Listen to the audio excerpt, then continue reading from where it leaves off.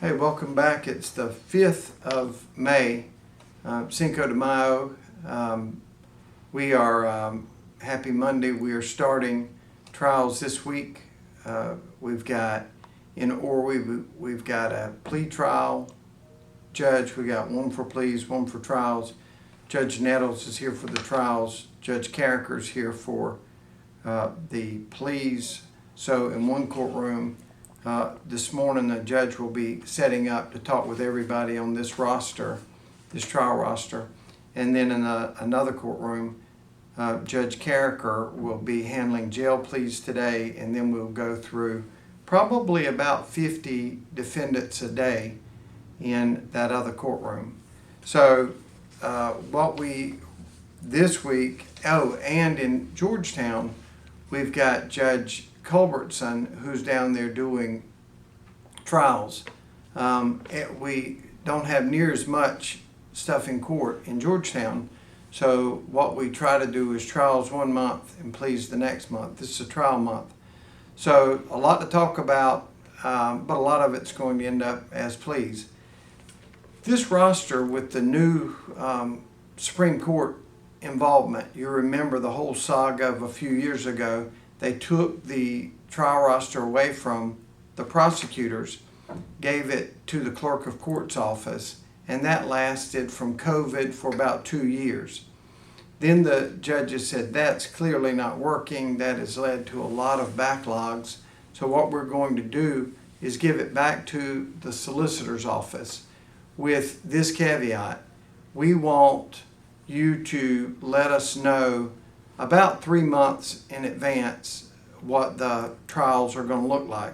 So this roster would have been set preliminarily in February and then published in maybe March.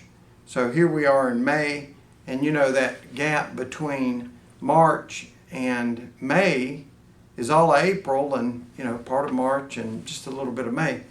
But what happens then is the defense attorneys really start pressing to see, do I have to try this case? Clearly, the price of playing ball has gone up. If we have to put it on a trial roster, all of the pleas and stuff that were once out there have been revoked, and now it's on the trial roster. Well, what happened in Horry is we put together 14 trials to handle this week. The first one was 4 attempted murders and some drugs. We've already covered that. He pled. That was London Stags,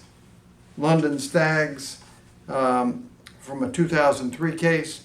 He pled guilty. We covered that last week and got a lot of time on that.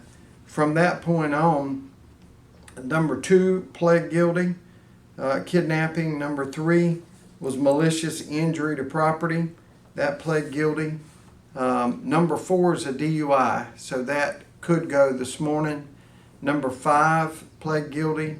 Number 6 was dismissed. Number 7 pled guilty. Number 8 was continued.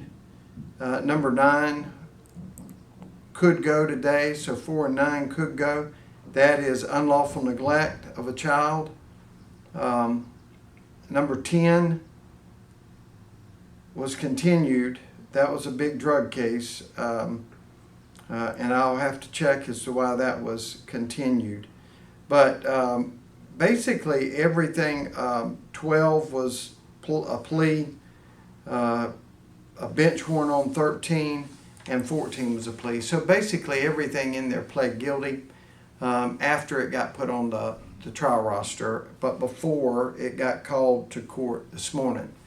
I kind of joke, half serious, half not, when people are, don't they have a right to a speedy trial? I used to work with Judge Sidney Floyd and was very close with Judge Cottingham, and both of them have passed on now. So But both of them would say, okay, well, you want a speedy trial and you're going to get it. How's this afternoon sound? We're ready to go. And nobody wants a speedy trial. What they don't want is they don't want a trial, and they don't want a plea. And this is what forces that. This is saying, okay, we're going to pick 12 people from your community. They're already here, so let's go forward with it. And when we do that, generally 85–90% of these cases will plead guilty. If it doesn't plead, the leadoff case would be the one that's usually the most serious, the attempted murder. And that's basically the last one to plead, because it's hard for a defendant to eat that much time. They don't want to do that. Now, a person would plead to time served every day, all day. A person would plead a probation every day, all day. And not everybody is going to go to prison. I get that.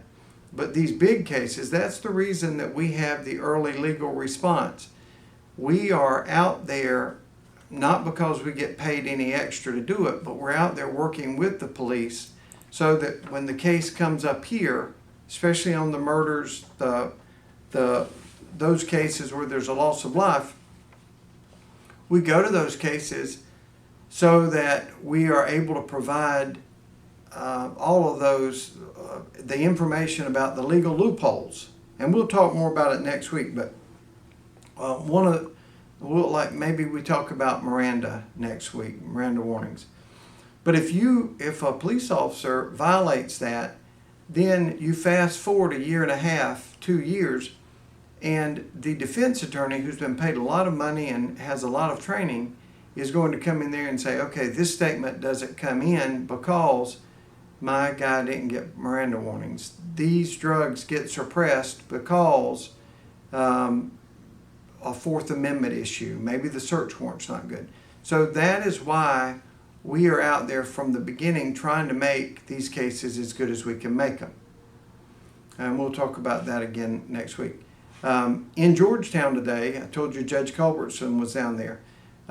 Cassandra Dollard is a police officer that was charged with the shooting of after a wreck. She shot and killed someone, and she is up for trial for that.